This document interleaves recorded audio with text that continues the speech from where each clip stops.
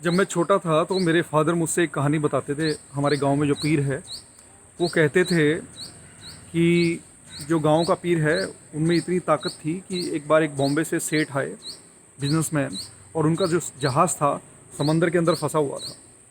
और उन्होंने पीर थे जो वहाँ पे उनसे रिक्वेस्ट की, जब वो जीवित थे तो जो पीर थे वहाँ पे, और उनकी आंखों में पानी आ गया और उन्होंने ध्यान लगाया, और जैसे ही उनकी आंखों में पानी आया तो उनका जहाज़ समंदर से निकल गया। तो इस तरह हम चमत्कार की ना बहुत सारी कहानी अपने जीवन में सुनते हैं। एक और कहानी मैं बताता हूँ आपको। मैंने एक केस कंटेस्ट किया था दरगाह का। तो जब मैं मेरे क्लाइंट मुझे दरगाह पे लेके गए तो वहाँ पे मुझे मेरे क्लाइंट ने और वहाँ पे जो लोग थे उन्होंने मुझे बताया कि ये जो दीवार है दरगाह की, ये खुद ब खुद बनी है, अपने आप बनी है। तो ये भी एक मायरेकल था, ये भी एक चमत्कार था। क्या है, दीवार खुद ब खुद बन सकती है? तो इस तरह चमत्कार की बहुत सारी कहानियाँ हमारे जीवन में हमें आसपास देखने को मिलती हैं।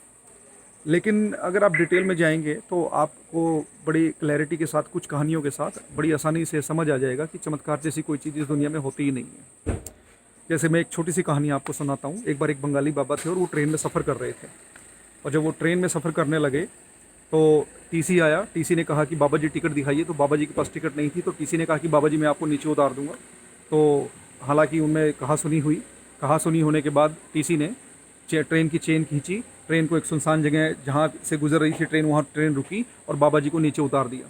तो बाबा जी जैसे ही नीचे उतरे तो बाबा जी ने ट्रेन के डंडा मारा, एक स्टिक मारी, और ये कहा टीसी को कि तुम ट्रेन चला कर ही दिखा दो। तो उसके बाद ड्राइवर भागा भागा आया। तो ड्राइवर बोलने लगा कि ट्रेन इंजन में तो कोई ख़राबी नहीं है, इंजन तो सही है। उसके बाद गार्ड आया, उसके बाद और ऑफिशियल्स आए, लेकिन ट्रेन नहीं चली। तो धीरे धीरे पैसेंजर नीचे उतरने लगे। तो उन्हें लगा कि ये तो सच में ही बाबा जी को उतार के गलती की। तो उन्होंने टीसी पे दबाव बनाया। ड्राइवर ने भी टीसी को कहा कि बाबा से माफ़ी मांगो। तो जब पैसेंजर्स का दबाव आने लगा तो टीसी ने बाबा जी से माफ़ी मांगी। उसके बाद बाबा जी ने कहा कि एक नारियल लेके आओ। किसी तरह एक नारियल की व्यवस्था की गई। वो नारियल को वहाँ पे तोड़ा गया। उसके बाद बाबा जी ट्रेन में चढ़े। उसके बाद वो ट्रेन चली। अब यहाँ पे देखने वाली बात ये थी कि इस घटना से पहले इन बाबा जी को कोई नहीं जानता था, बंगाली बाबा जी को। और जब ये घटना हुई तो पूरे बंगाल में या पूरे एरिया के अंदर ये फैल गया कि ट्रेन रोकने वाले बाबा, ट्रेन वाले बाबा, ट्रेन वाले बाबा। उसके बाद जो उनका आश्रम में कोई नहीं आता था तो उसके बाद 10-12 लाख भक्त बन गए उनके।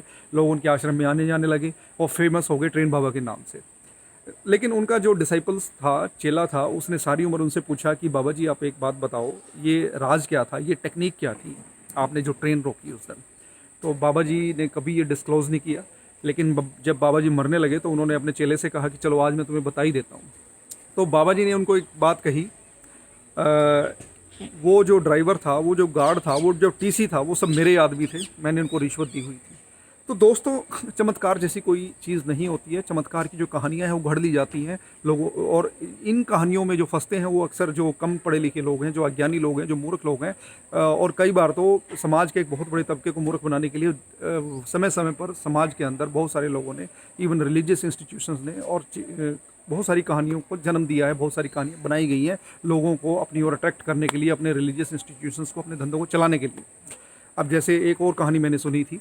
ये कहानी थी कि जितने भी ये जो रिलीजन कन्वर्ट करने के लिए जाते हैं, क्रिश्चियंस जो है, पादरी है, ये अक्सर आदिवासी इलाकों में ही जाते हैं, जहाँ पे गरीब हो, जहाँ पे पुअर हैं, जहाँ पे कमज़ोर लोग होते हैं, जहाँ कम पढ़े लिखे लोग हों। क्योंकि आदिवासी जो है उनको ज्ञान कम होता है, नॉलेज कम होती है, तो उनको किसी चीज़ के लिए समझाना ज़्यादा ईजी हो जाता है, उनको लॉजिक की ज़रूरत नहीं पड़ती। तो ऐसी ये कहानी है कि एक पादरी एक आदिवासी इलाके में गए। उस आदिवासी इलाके के अंदर उन्होंने आदिवासियों से पूछा कि आप किस भगवान की पूजा करते हैं? तो आदिवासियों ने कहा हम श्री राम की पूजा करते हैं। उसके बाद उसने कहा कि आप तो उस इंसान की, उस भगवान की पूजा करते हैं जो खुद को नहीं बचा सकता, वो आपको क्या बचाएगा? तो आदिवासियों ने कहा कि हम समझे नहीं, हमें समझाइए। तो पादरी ने अपने झोले से 2 मूर्तियाँ निकाली।